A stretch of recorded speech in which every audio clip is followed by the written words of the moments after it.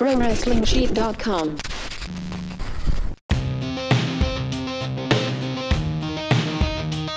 Woo! Welcome everybody to this week's edition of Collided Body Slam SmackDown Live Recap. I'm doing the woos because Lord Almighty did Charlotte Flair and Becky Lynch have themselves a nice little back and forth, and I wouldn't imagine, I bet Paige was a little bit jealous that she's no longer in the mix for that kind of stuff. So anyway, a lot of stuff to happen in SmackDown. AJ Styles, we had a Battle Royal. We're going to talk about a great tag team match. We're going to talk about it all today. I am John Rocha, one of the hosts here on Collider Body Slam, and joined as always by my co-host here, Ryan Satin, the CEO of Pro Wrestling Sheet. How are you, man? I am doing good. Thank you for asking. I like that you had to get yourself amped to get in it with the woo. I like you to like wake yourself up, kind of. Yeah. Like, woo, let's do this. I get myself psyched. I get myself psyched into things. This is how I do my workouts in the locker room. If you see the annoying guy at the gym going, "Okay, let's get out there and lift some weights," that's me. That's me. It's annoying as hell. At least you're in the gym. Yeah. Well, I wouldn't have seen those guys.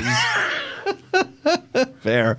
Ryan Satin, this SmackDown overall, I will say before we start, so much more enjoyable than Raw. I don't know how they can possibly have such a Jekyll and Hyde company as they do in this situation now. Especially with the same team that's doing both shows. Is Vince not involved with SmackDown? No, he is. He is? Yeah, of course. Then what is happening here? I just don't understand. You know, to be honest with you,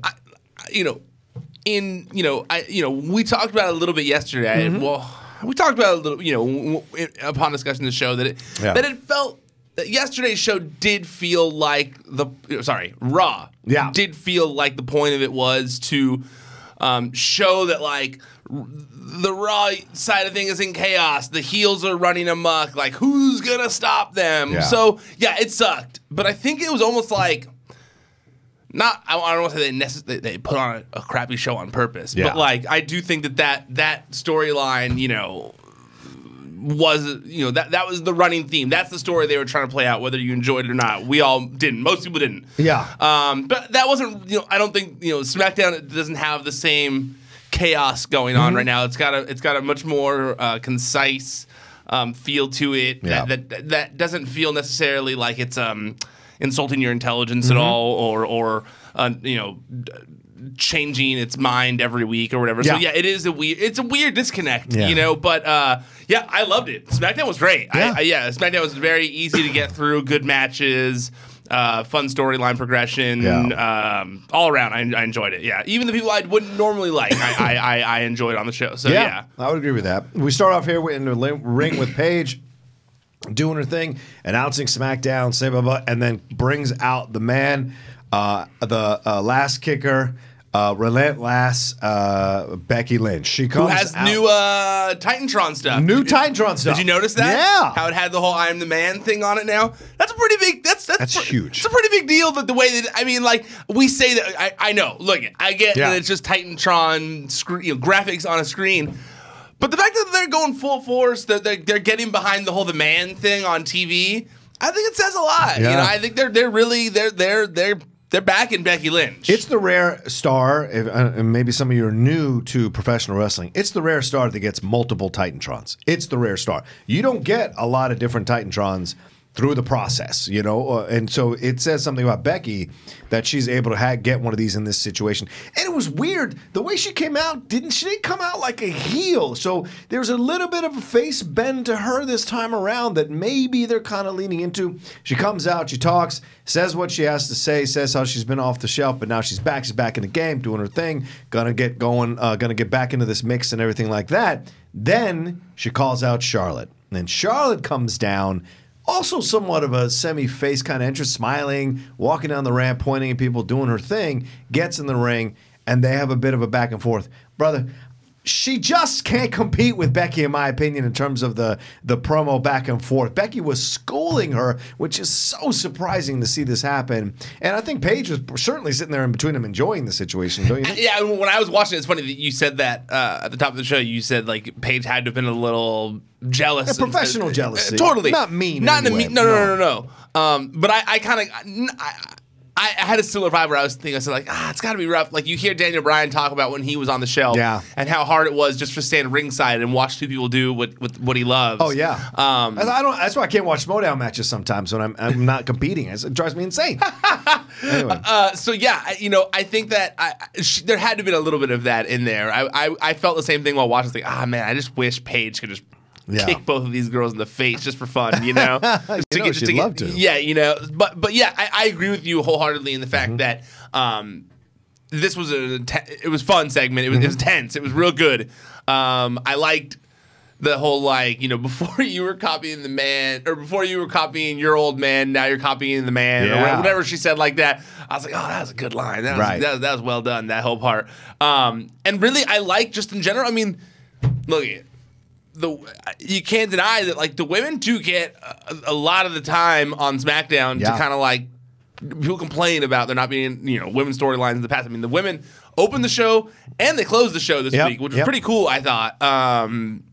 But yeah, Becky being back, you mentioned the fact that they both kind of had different vibes to their character. I agree with you with Becky. It does feel like they're pulling back on the heel nature of it and more leaning into a face who just tells it like it is, which I'm cool with too, Yeah, if they don't regress her back to being full face. I do worry about that. If they do that bullshit, I think people should revolt in the stands. I know you don't like fans taking control of shows, but at every show, at every stop, the fans should rip it back out of control, because that is, if they start tearing Becky down to push Flair up, to put Charlotte Flair up because she's their legacy person, then there's a frustration and an anger from a true wrestling fan about what's happening. Well, I don't want to say true wrestling fan, I want to but it just frustrates me as a lover of professional wrestling to see that happening, because this was organic. This grassroots thing is so rare in wrestling, and when it happens, people ride their wave and love it. The problem is, what we've seen recently is the WWE gets upset about it because it's not in their plans. They don't want to improvise. They'd rather shove that square peg into the round hole, and fans get upset about it, and then they don't understand why fans are upset about it. It's like, no, they have a right. This is your product. They have a right to have an issue with it. Well, I almost wonder if that's where they're going with this triple threat match thing, because I almost, whenever I see a triple threat match, I go, well, there's an easy out. Yeah, Becky doesn't have to be, the actual loser of the match. Right.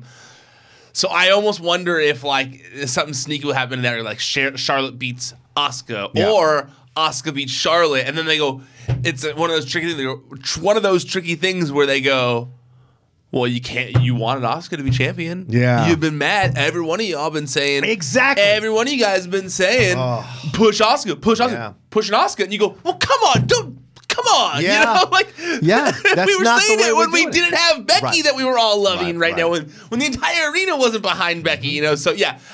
And this is just me obviously speculating, but it feels that way. But it always feels that way when I see something like that, So, because I do know that, from what I'd heard, the plan was to get to Becky versus Asuka at WrestleMania, but and I'd heard that, back when this, heel turn first kind of started. Yeah. And now that we're kind of having Asuka injected, I'm wondering if they're still going that way, and that's why Asuka's being injected. Yeah. And then Becky is mad that Asuka didn't actually pin the man, and they go that way for the next few months. Which I'm cool with. It would be Asuka getting revenge for Charlotte beating her and stopping her streak that she did, getting the title and then becoming champion. Then what happens here? Do we do the Royal Rumble route where Becky goes now and wins the Royal Rumble, then she challenges Ronda at WrestleMania, and that's true, because Charlotte fights Asuka. It's a good point, because then Becky goes, do I want my title, my SmackDown title, where I've called home, or do I want that match that I know I could have won? And that's a fun who's gonna get it type of thing. And honestly, with Becky being so popular right now, it would make sense for Becky to win the Women's Royal Rumble, right? And she can't do that while she's champion. Exactly. So, I don't know. I don't think I'd hate, and we've already now skipped ahead to Asuka. I know. We'll talk winning the Rumble. I'm sorry, or the Battle Royal. I'm sorry about that. Yeah. No, it's a good conversation to start off with. It's funny because the wheels are turning in my head as I'm talking, and we're talking it out. I guess. That makes sense to me. Yeah. It's certainly possible. Yeah. But I did like this opening promo. I thought very effective. Becky schooled her though, man. Yeah. Charlotte Flair looked like that person who's, oh yeah, well what about this? And you're just like, man, you just don't just stop. But Becky's making everyone look like that. That's what I'm saying. Even on social media, I'm like, I would never want to to start a thing with. I wouldn't want Becky Lynch to. I wouldn't want to be in the crosshairs of Becky Lynch because I was like, man, she's so good at just like making someone look so dumb in a heartbeat. Like she posted this on Well, the kids say fire. She's got fire. She I love she always keeps changing her Twitter bio to say funny things. So now it says that for her location, it says 100,000 steps ahead of the rest. And then for the bio, it says, I hug people I don't like when I'm concussed.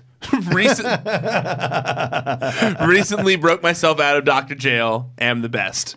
But I love that she's trying to retcon the hug a little bit in her bio. Yeah. You know? That's like smart. Hey, I was concussed. I don't know what I was doing. I still hate her. You know? I was like, well done. Well done, Becky Lynch. Well, this set up there, like Ryan was set up the announcement from Paige that there'll be a TLC match for the title. That's going to happen December 16th, right around the corner.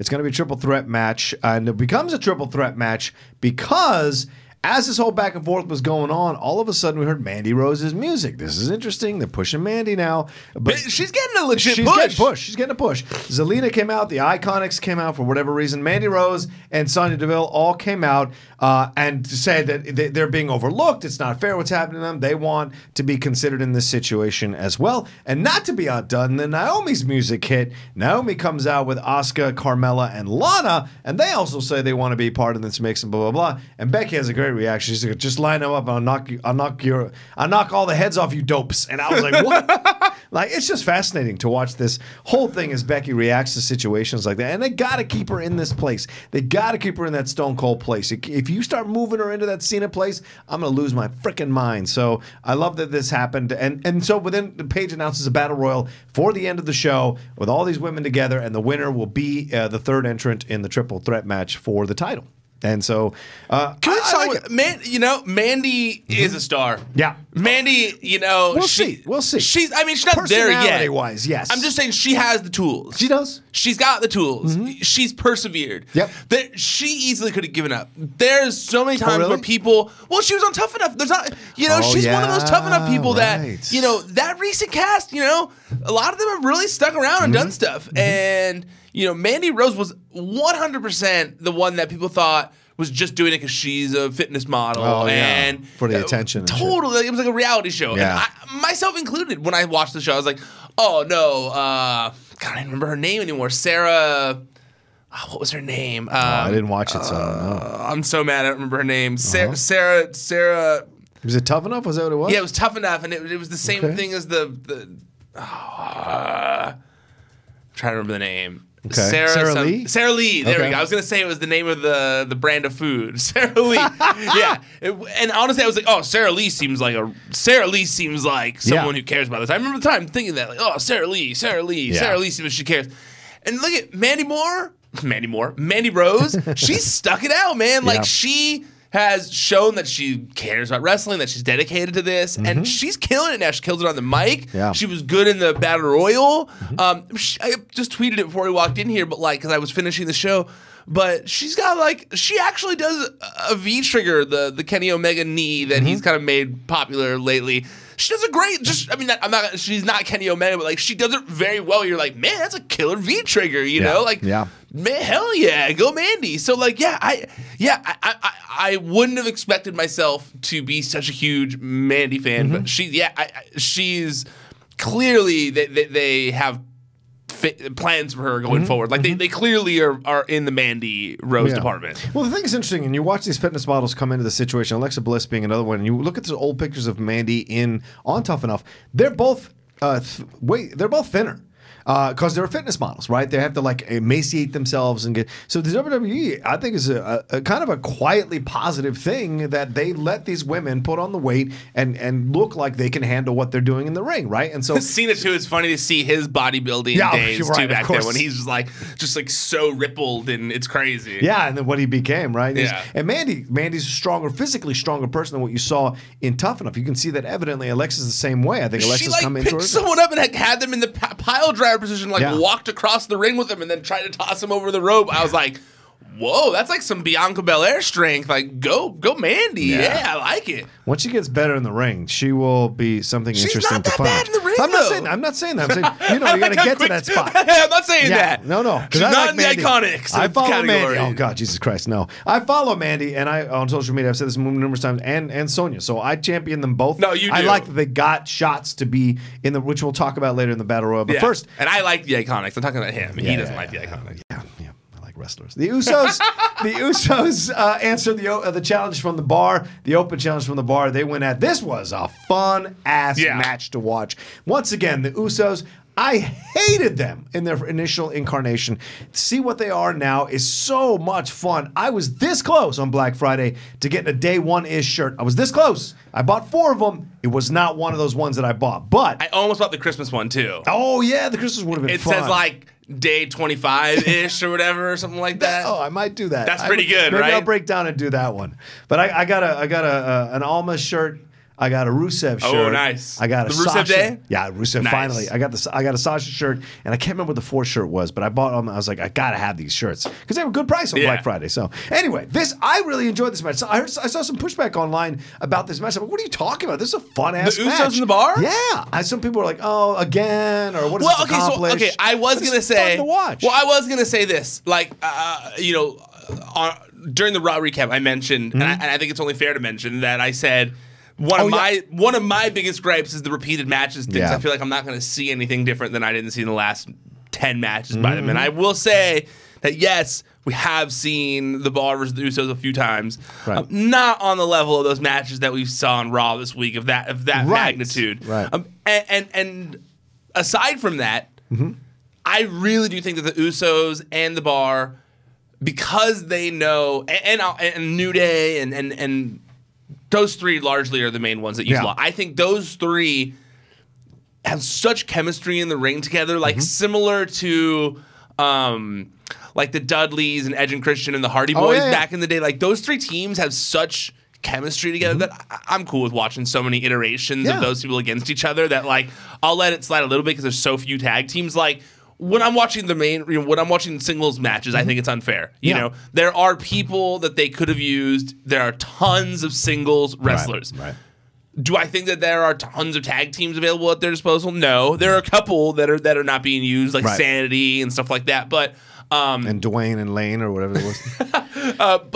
but I just think that there's that, and also the Usos and the Bar did such a good job of trying to make this match stand out just do things that are different than what you've seen them do in the other matches. I think there was a lot of that, like so many cool uppercuts, so many cool just fun moments. I really think there was a lot of innovative spots in the match. Like I enjoyed the hell out of this match. I really think that all 4 of those guys, even Sheamus, are just working at a very high level right now. Yeah, I agree. I think, and you bring up the Sheamus situation. That's a good thing to bring up because you got Sheamus is more of a power wrestler, right? Big moves, what have you. And that's what I meant by that. Yes. Yeah, he's not going to give you a methodical match. Yeah, you're not seeing like high spots from Sheamus and stuff. Yeah, exactly. But Cesaro compliments him in that way. Totally. So when you see the Usos, who are high flyers in larger bodies because they're taller, but they've got those cruiserweight mentalities when they wrestle. It's a lot of fun. Yeah. And so the match is always fast moving, fast paced, all out of near misses, things that are believable when they go for the pins that you could go, oh, that is good chemistry and good work. Even the finish. Yeah, the finish was great. I was gonna say I wouldn't have liked the champions losing, right? But I was like, you know what? Pretty good finish. Yeah. Like, it was like. It's one of those things where it was like it wasn't like an unbelievable roll up or something like that. He's like, right? It was after like the multiple tags and then he did the splash, right? Yeah. Like I was like, I like this. Like this was believable to me. Like they rocked this. They had a competitive match. Yep. And then did a bunch of trickery, tag team trickery, where they rocked the opponent so much to where the guy was knocked out, even if he's one of the top guys. That makes sense to me. Exactly. Like I was cool with it, and especially since the Usos are former champions. Yes, they're a great tag team. So yeah, I personally had no problem with this match. I enjoyed it a lot. I'm starting to quietly become a big fan of them and wanting them to have the belts. I've always been an Usos fan, even during the days. I always liked the Usos, and I also think it has to do with like Total Divas. I really do think it has a lot to do with Total Divas. Okay. Like you never got to see I shouldn't say we don't anymore. For a long time, you didn't get to see the Usos' personalities. I think that it really was watching Jimmy for the most part on Total Divas, where I was like, this guy's awesome. Like, this guy is cool. Like, I want to hang with this guy. This guy's rad, you know? And then it was like, I already liked their wrestling, but it was like they're seeing their personality and how he, you know, his relationship with Naomi and stuff like that, like, really did make me become a fan of just like him personally. And so I'm glad to see that charisma is finally being utilized more. Those promos are really cool. Them walking through through a dark area of the arena and kind of talking crap. I think it's great. Like I thought it was the one they did on SmackDown this week was awesome. It was rad. Also, since we kind of skipped, we didn't mention this part. Yeah, Big Show turning again. Yeah, what's that all about?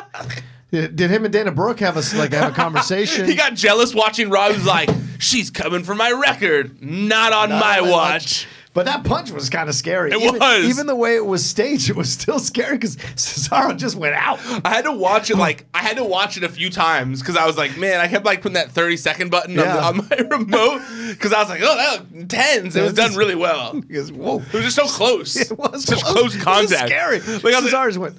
Yeah, like imagine getting punched at that close, but that close of contact by such a large man. I couldn't imagine it. No, your teeth would just fall out of your face. Even if he's trying to pull a punch a little bit, you know he's going to make contact. That's what I thought. You could see him making contact. He's making contact, and that does not sound fun at all. I know Cesaro's tough and all, but I bet afterwards he was like, You know what else I was thinking during that? What's that? It looks like his teeth still haven't fully recovered, huh? Maybe they haven't. That was a long time ago now. It was. Toothless aggression now. Yeah. But I really wish I could like ask him like what process he's had to go through since then, because I guarantee it's been a painful process. Oh, I'm sure. That I could see like as a tough son of a bitch, dude. Because man, like I look at that and I was thinking like, man, he's probably had to do that for a year, like a straight year. Like I know someone who got dentures, and it is a process, you know, like, and it's not even, they weren't supposed to they're not getting dentures, they got like, they had to get like the dentures first in order to get the new teeth put in or whatever. So it's like a whole process.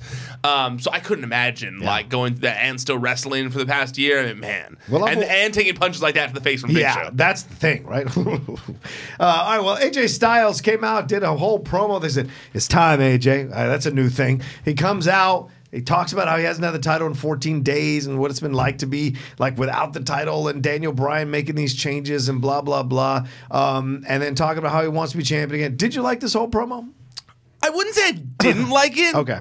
But I wouldn't say like I don't really like, I don't think it necessarily, I don't think it was bad. But I don't think it was like, I got it. I got it. You know, like AJ Styles is mad he's not champion. I get it. You know, like it needed to be done. It would have been silly had it not been done. The sales were done. Yeah. For the video game, you were right. You were 1,000% right, brother. I called that one, dude. You totally did. That one was one where I was like, even me, I was impressed with that one. That one was like on the money. Right when like it was like all the packs have come out, everything's done with 2K. Boom. No more title for AJ Styles. One few things I did like. I liked the new Titantron also for AJ. Okay. He had like a slightly different of one. I liked the new color scheme. He had like a neon green kind of a color scheme going on now. He switched it up. Also a video game thing.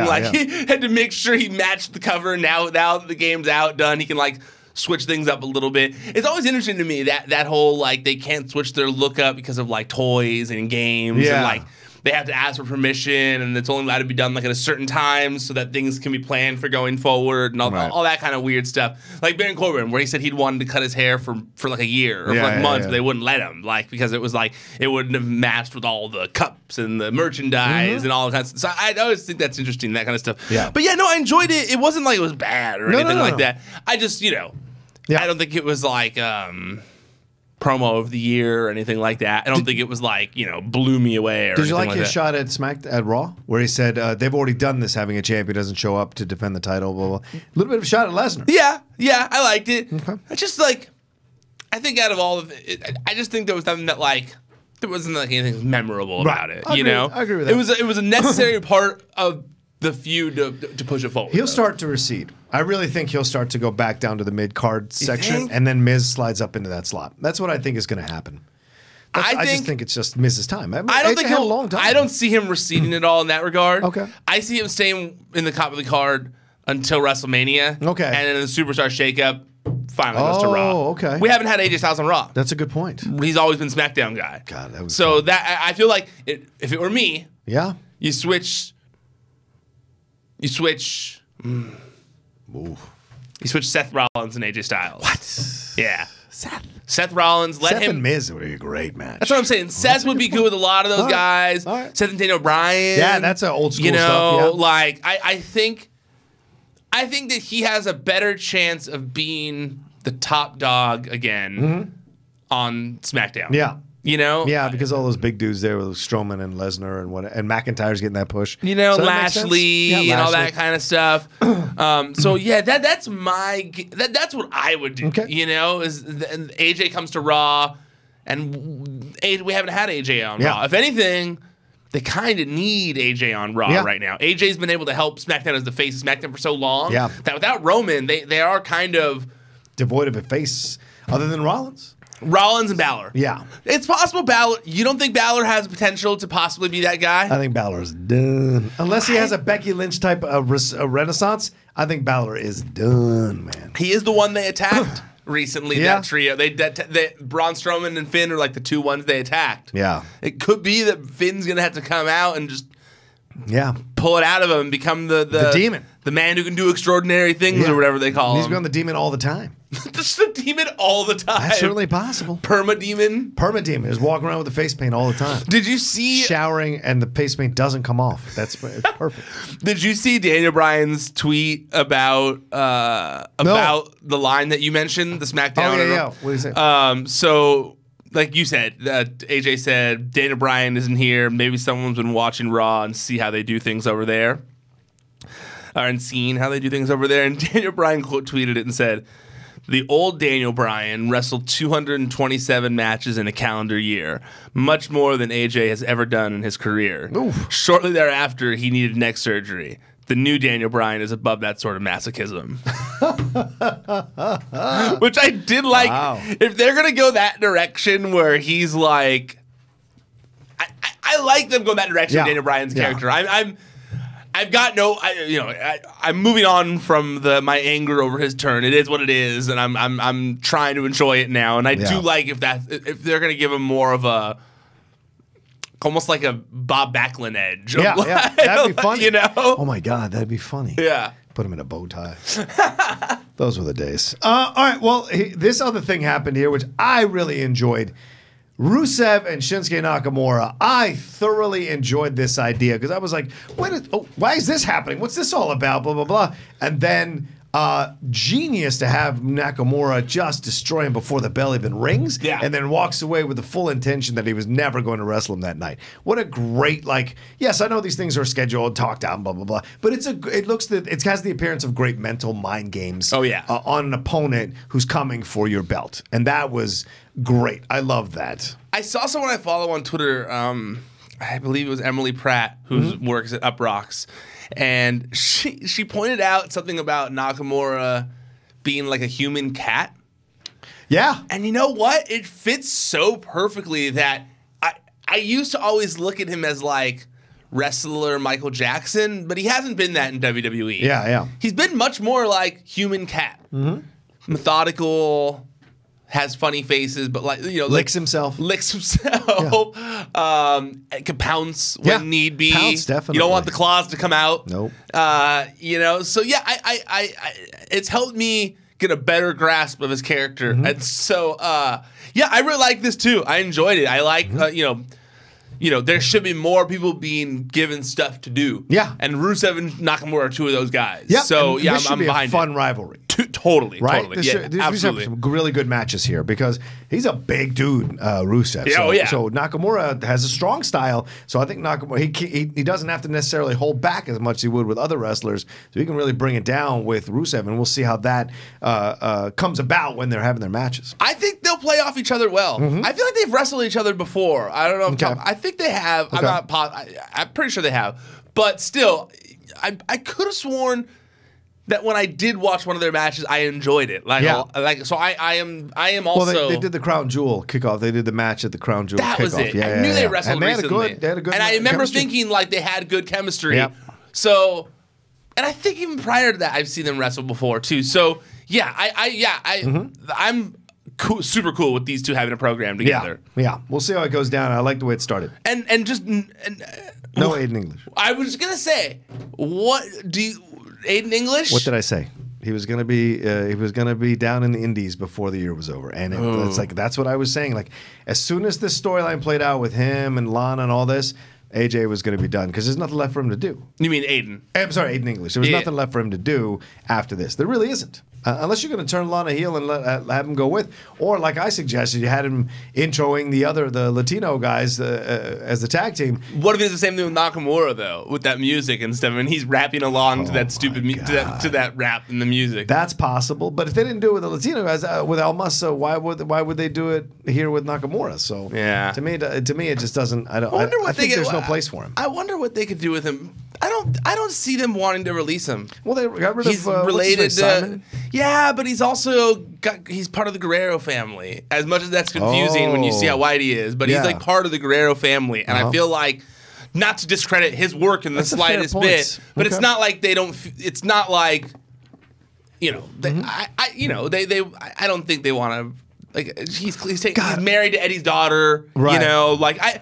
I don't know. I feel like they would find a place for him in the company before they'd want to release him. That's I feel like they'd find something else for him. And I think that he could be used elsewhere if need be. Like he would be an interesting backstage interviewer or something along those lines.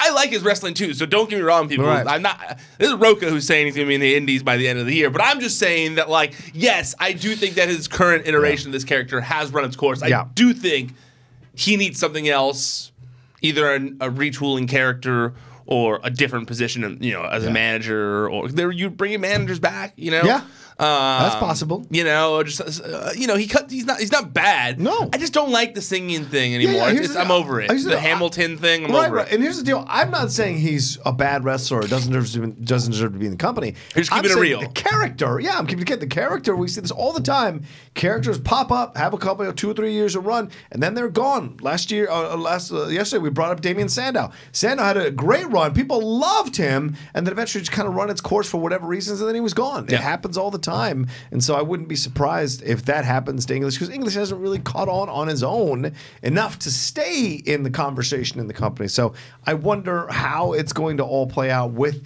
him, but it just feels like he'll be gone by the end of the year, or they'll run out of what to do with him. He was also one of the OG NXT people too, so that also I think factors in too. They I mean, like, I feel like he's an OG NXT guy. He's married to a Guerrero. I feel like he's a little more. Not to discredit his work. I don't want to make it sound like this, but I just feel like because of those factors, they would look for other places, because he seems, from what I've heard, everyone really likes him. He's a nice guy, all that kind of stuff. And you can say because of those factors, and in addition to his abilities in the ring. So totally, it's the whole package. Yes, right, and I respect that. Yeah, that's understandable. But the one thing I want to throw out, if we can move off of that just a little bit, is how excited would you be if it was a Cien Almas Nakamura Rusev triple threat? Ooh, that's sexy. Yeah, I want Almas to kind of find his way into this rivalry. Because he's had issues with Rusev, and I think Nakamura helped him with some stuff, but a title is a title. I'm into that. And if Zelina kind of encourages him to kind of get involved in this situation, that triple threat match could steal any pay-per-view. Dude, I'm All in on that. Yeah. No, that's a great suggestion. I think it'd be a great idea. I mean, Almas needs something to do. He needs something to do. And this does feel like hey, we need to do something with these guys' feud. Yeah. So might as well throw the third one in there. Why not? It takes care of the problem, and you can spin off separate matches between these guys in certain ways. 100%. Or 6-man tags. It's fun way. There's a fun way to play. Or even throw in, there's got to be a fourth guy you can throw in to make it a full party, you know? I'm sure there's one more guy that's floundering around that... On SmackDown? Yeah, I'm trying to think off the top of my head. I'm sure there's someone else. Yeah. There's a bunch. Well, yeah. Well, we could have picked him out from the celebration for Jeff Hardy, his 20 years in the WWE. The quote-unquote 20-year celebration. Yeah. So I'm confused by that math because he's like left and come back. And I think he debuted in 96. So, yeah, it's confusing math. So I'm going to let Ryan take this because Ryan is a massive Jeff Hardy fan. I like the Hardys, but I'm not a massive Jeff Hardy fan. Ryan is. What did you think of the celebration? Did you like this? Do you think it was worth it? Why do they do something like this? I thought it was, like I said, I thought it was a little weird because it was a little out of the blue. Like nobody was saying it was his 20-year anniversary. No one was counting it down on the calendar. Yeah, it was very out of left field. Yeah. That being said, though, like you just mentioned, I am a big Jeff Hardy fan. So while I was watching that vignette, I was thinking to myself, like, man, I love Jeff Hardy. Like, this guy is the man when I was growing up. Like, I was like, I just stood there thinking that the whole time watching, I was like, yeah, this is why I love Jeff Hardy. Like, Jeff Hardy was the man back in the day. So, yeah, I did enjoy that part of it because I'm a huge mark for Jeff Hardy. Right. And it was fun seeing all those old clips and stuff. But I did think the whole celebration aspect was a little like, it was just out of the blue. But that being said, like, you know. And they brought Michael Cole in. But at the end of the day, wasn't that, random? Yes. Fun, trip down memory lane? Also yes. Yes. Weird that there was like a bunch of those like printed out pictures of him? Yeah, kinda. Yeah. Like weird the whole roster was out there? Yeah, kinda. But like at the end of the day, like weird, hokey, funny, like goofy stuff happens in wrestling all the time. So I was with it, and I did think that it was a good vehicle to make Samoa Joe look like the biggest piece of shit. Like when he came out there and he was throwing Jeff Hardy under the bus for for his addiction issues, I was like, oh man, because I tweeted a video from the Edge and Christian show, which I meant to mention during the Raw recap. If you didn't watch the Edge and Christian show, I implore you to go watch it. This is not an advertisement, but it was hilarious, the first episode. I didn't watch last season. I watched a few segments here and there last season that people were talking about. This was totally different, in my opinion. Wow. This was like so funny. I was cracking up the whole episode. And there was one segment, I don't know if you watched the video I tweeted, but you did watch it? Yeah, I love Edge and Christian. Yeah, and it's a video of Samoa Joe dressed as a girl. He pulls up to where a Girl Scout is selling her cookies. Yeah. And he's listening to his own theme song as he pulls up. And then he turns it around and he's like, hey, Vicky, like, come here and put a cookie in my mouth, you know? And then, like, she comes over and he puts the cookie in the mouth. And he's basically like, it's very similar like the Wayne Brady thing from Dave Chappelle back in the day. But Samoa Joe, and instead of pimping, it's selling Girl Scout cookies, specifically Samoa's. Yeah. It's so funny. I watched that clip because it got retweeted. Like the clip posted got retweeted so much. Yeah. So I can't help but sometimes I'll rewatch it again because I'm clicking on someone's quote tweet or something. I laughed every time. It made me laugh every single time. And so I was like laughing at Samoa Joe being a Girl Scout all day. And then you go to this where he's just like calling Jeff Hardy a drug addict or an alcoholic or whatever, and you're like, damn, Joe, why do you always gotta go there, man? Like, damn. But like I said, it's one of those things where Joe's just on another level. He's so good at promos right now that I loved it. I like when there's a bit of realism. Obviously, he's not.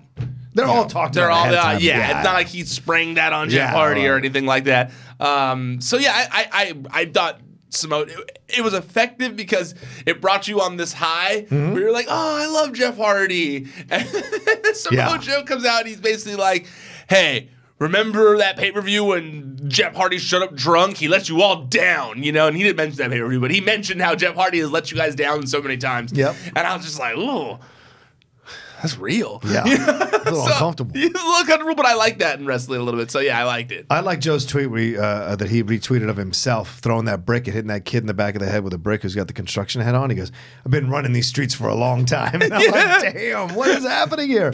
I don't know if you saw the other clip from that same episode, but it's right after, and the guy goes, "Oh, I'll take 3 boxes or something like that," and he goes, "Oh, okay," like, and he goes and he hands him Samoas, and he goes, "Oh.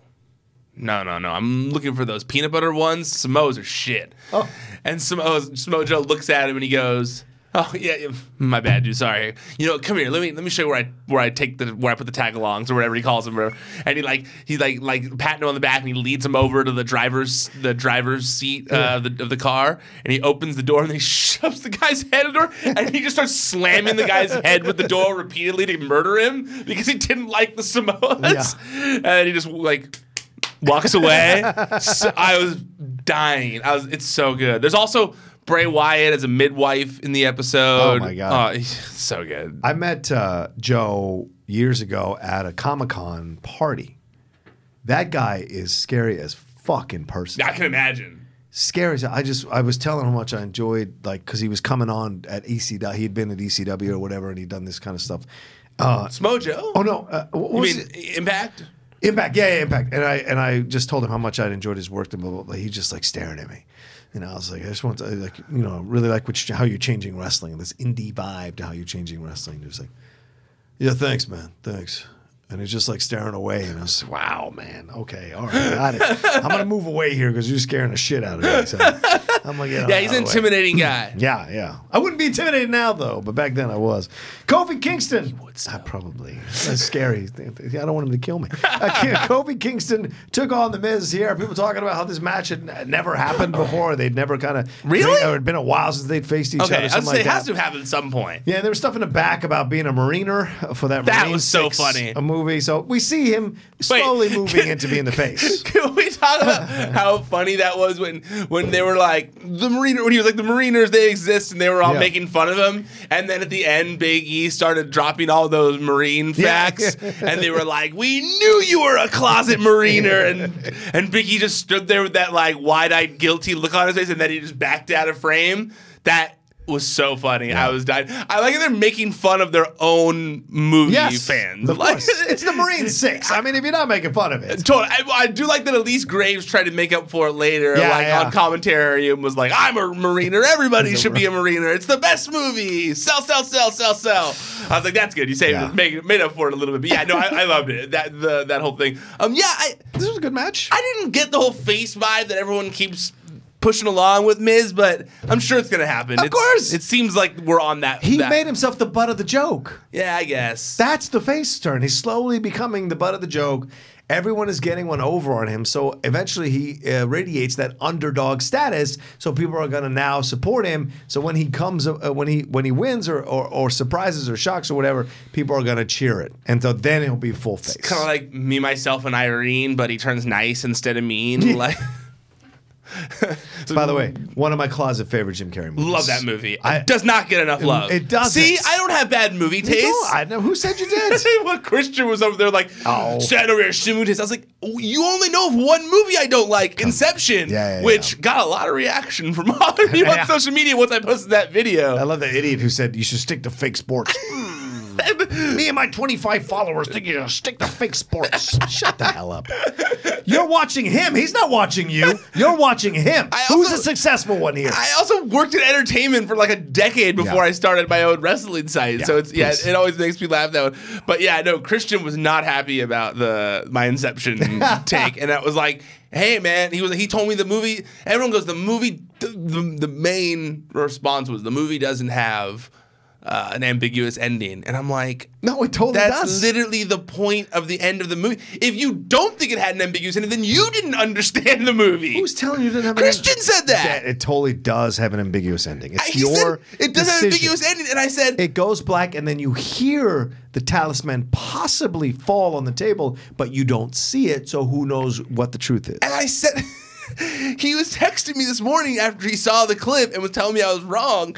And then he was texting me about how it's not ambiguous. And then and I sent him an article where Christopher Nolan says that he made the end of the movie ambiguous on purpose. Yeah. And I was like, well, you're wrong because it was. And he was like, well, you can't say I'm wrong. And I'm like, yeah, no, I can. You just said he was wrong for not liking the movie.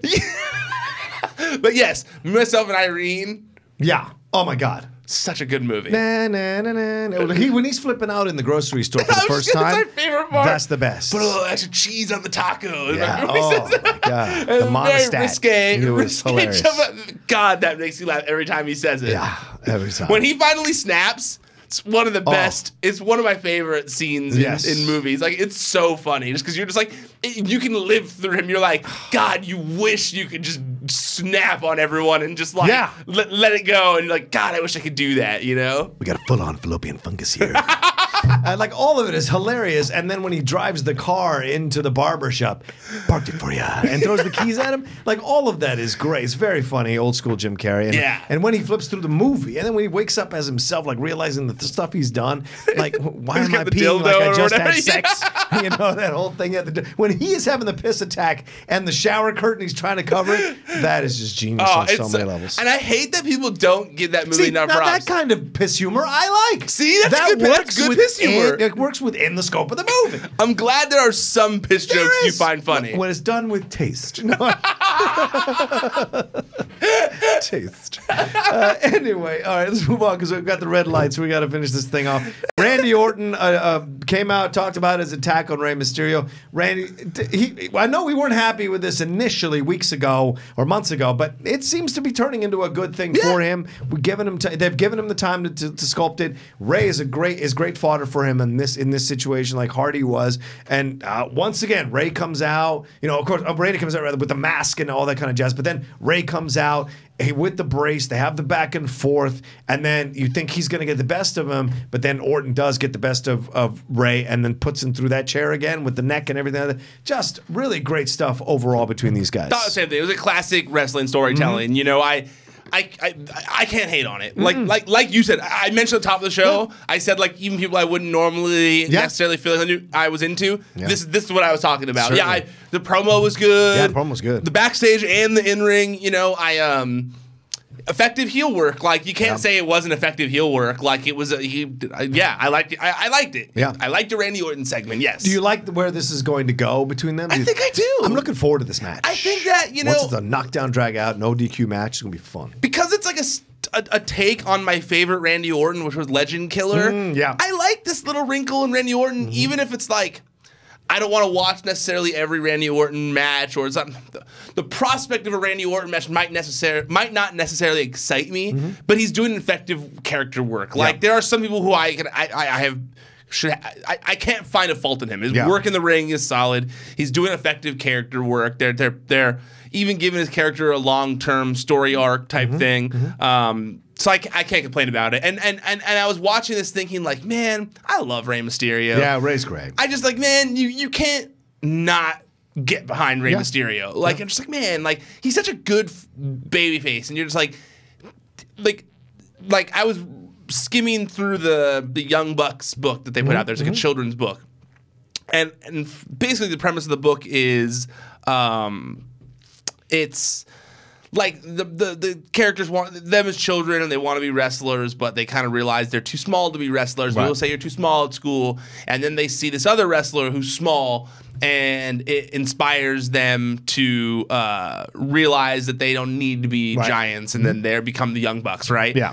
So, something along those lines. And I'm sorry if I spoiled the children's book for you. But it was entertaining. I liked it. Yeah. And I was really thinking that I was watching, I go, man, like, Rey Mysterio really has influenced a whole generation of people. Absolutely. You know, and I just was watching and thinking, like, man, he's so good. He's so good. And I don't know if you saw the story put on the site this week, but he also said that he was on Lillian Garcia's show this week, and they asked him what his goal in WWE is in coming back. And he was like, you know, I've really done it. I've done everything. I've done everything I have always wanted to do in wrestling and in WWE.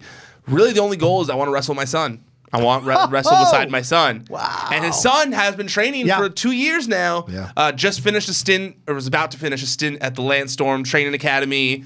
And then he said that after that, he's going to go to either Mexico to train, to learn Lucha Libre, or to Booker T's school in Houston to train for a little while. So he's been trying to get different styles along the way, so he can kind of get different influences, which I think is brilliant. Yep. I think that's kind of why the PC is trying to form these relationships everywhere, so they can send people abroad to other indies and kind of help get more experience and learn different styles and things like that. So I like the idea of that being a thing eventually. And he said his son probably won't wear the mask though. Oh, said he probably won't. Up. Said it's like he was like, hey, it was a different time when he was like, he made it sound like his son has an idea of how he can incorporate it, without having to wear a mask all the time. Okay.